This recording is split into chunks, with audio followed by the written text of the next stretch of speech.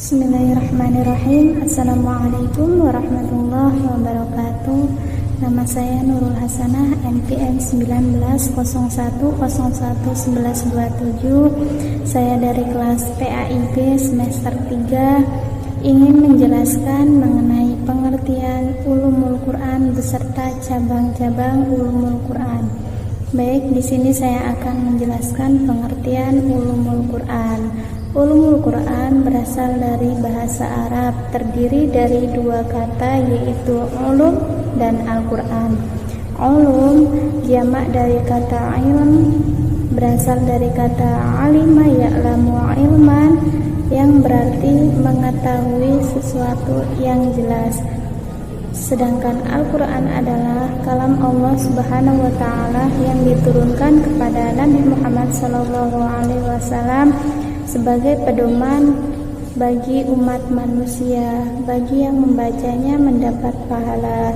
Demikian, maka ulumul Quran adalah ilmu yang membahas masalah-masalah mengenai Al-Quran dan asbab turunnya Al-Quran. Ulumul Quran berpegang kepada sumber-sumber hukum Islam, yaitu yang pertama adalah Al-Quran. Al-Quran terkadang memuat ayat yang global, akan tetapi dijelaskan secara terperinci pada ayat lain, baik membatasi atau mengkhususkan. Inilah yang disebut tafsir Al-Quran dengan Al-Quran. Yang kedua yaitu hadis Nabi. Nabi Muhammad SAW bertugas menjelaskan Al-Quran. Karena itu wajar kita para umat Nabi Muhammad SAW bertanya apabila mengalami kesulitan dalam memahami Al-Quran, seperti perintah sholat. Yang kedua yaitu para sahabat. Para sahabat merupakan orang paling dekat Rasulullah SAW. Riwayat dari para sahabat yang berasal dari Nabi Muhammad SAW cukup menjadi acuan dalam mengembangkan ilmu-ilmu Al-Quran. Yang keempat yaitu pemahaman dan ijtihad. Apabila para sahabat tidak dapat mendapatkan tafsir dalam Al-Quran dan tidak pula mendapatkan sesuatu pun yang berhubungan dengan hal itu dari Rasulullah SAW, dan banyak perbedaan di kalangan para sahabat, maka mereka melakukan ijtihad dengan mengerahkan segenap kemampuan nalarnya.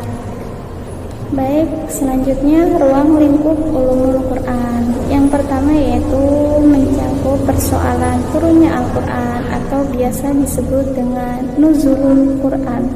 Yang kedua yaitu persoalan sanad, rangkaian para perawi. Yang ketiga yaitu persoalan qiraat, cara membaca Al-Quran.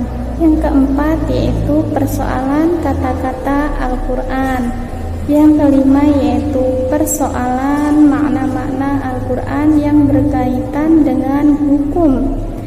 Yang keenam yaitu persoalan makna Al-Quran yang berkaitan dengan kata-kata Al-Quran. Cabang-cabang ulumul Quran. Yang pertama yaitu ilmu mawatin an-nuzul. Yang kedua yaitu ilmu tawarikh an-nuzul.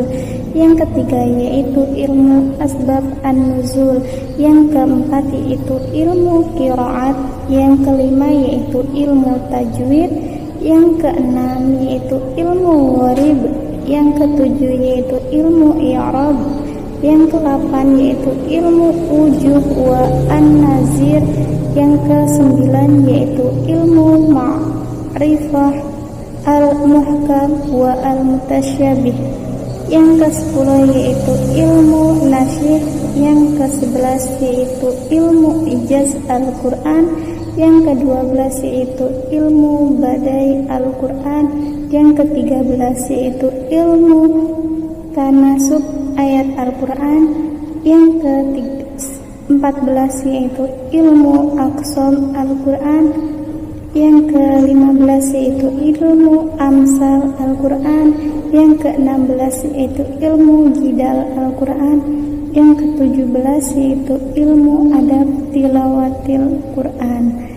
Baik, terima kasih. Itu saja yang dapat saya sampaikan. Apabila ada kesalahan saya mohon maaf.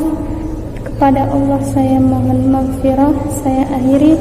Wabillahi taufiq wal hidayah. Wassalamualaikum warahmatullahi wabarakatuh.